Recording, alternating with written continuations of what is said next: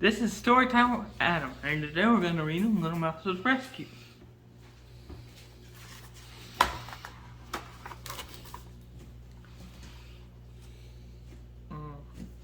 Sleepy was a little mouse who lived on a farm.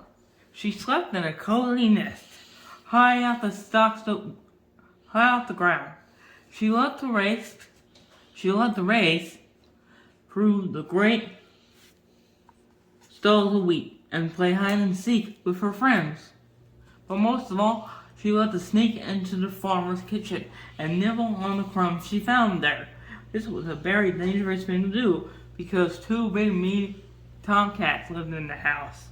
"I'm not afraid of those cats," that foolish little mouse always said. One day, Sleepy goes down to her friends, Max and Rosie. "Wake up, sleepyheads. We're going on an adventure." It didn't take long for Sleepy to convince her friends to join her.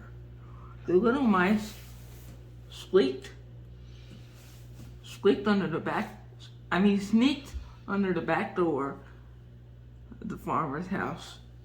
Then they quickly climbed up to the kitchen counter where they found all kinds of wonderful foods. Sleepy looked at Max and Rosie with a great big smile. "Dig in," she squealed. After the mice had eaten their fill, they scurried safely out of the house. That night, Max and Rosie slept soundly. But Sleepy tossed and turned. She couldn't stop thinking about all the delicious food in the farmer's kitchen. Perhaps if I had just a small nibble of something, I would be able to fall asleep, she muttered. So the foolish mouse hopped down from her nest and dashed back into the house. She crept past the sleeping cats and headed straight for the kitchen.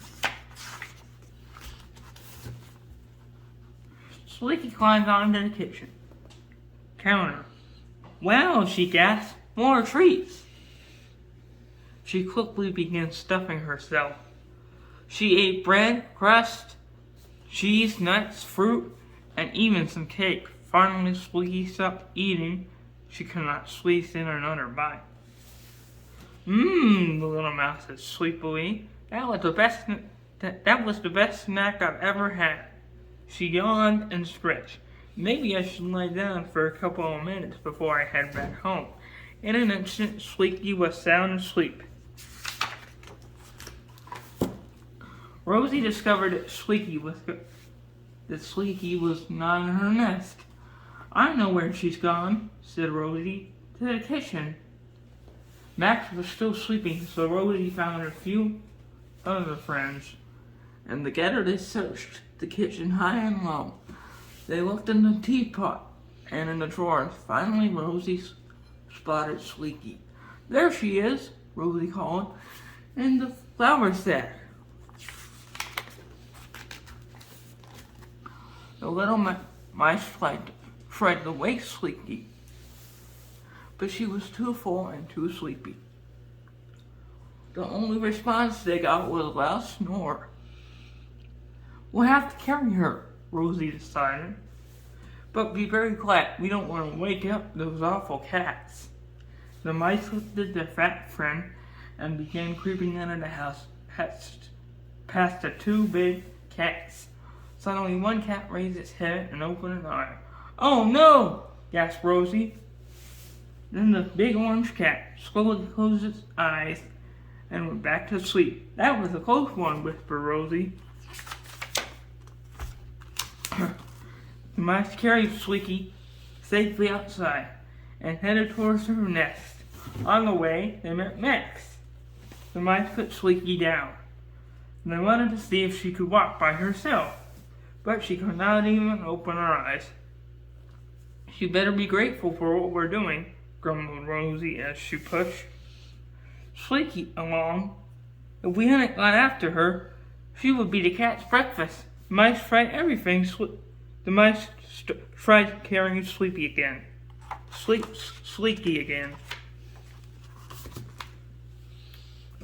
"She's just too heavy," complained Rosie. I need to stop and rest. Not yet, whispered Max. What if the cats wake up and come after us? What if an owl sees us standing around? Look, it's not much further to Sleeky's nest. You're right, sighed Rosie. Let's keep going. After much huffing and puffing, the mice finally made it home safe and sound.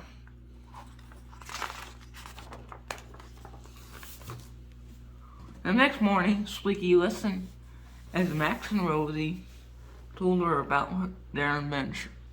Sleeky couldn't believe how foolish she had been. How can I ever thank you for rescuing me? She asked. Just promise me you'll never do that again, said Max.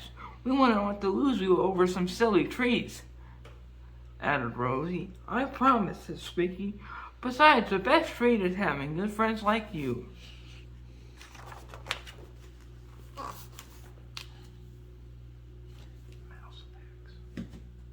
Mouse facts. Oh yes. The mouse belongs to the rodent family, which includes squirrels, chipmunks, groundhogs, gerbils, and hamsters. Fact 2. Mice gnaw on almost everything they find. They will damage books, furniture, clothing, and electrical wires. They will even gnaw on pieces of soap. Mice can hear well, but they have poor eyesight. Their long whiskers help them feel their way around in the dark.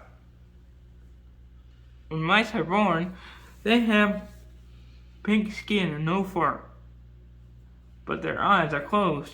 Fur covers their bodies when they are about 10 days old. Their eyes open when they are about 2 weeks old. Mice protect themselves mainly by hiding. Whenever they have to go out into the open to look for food, they scurry as fast as they can. Mice have many enemies, including owls, dogs, foxes, snakes, hawks, cats, and humans. The end.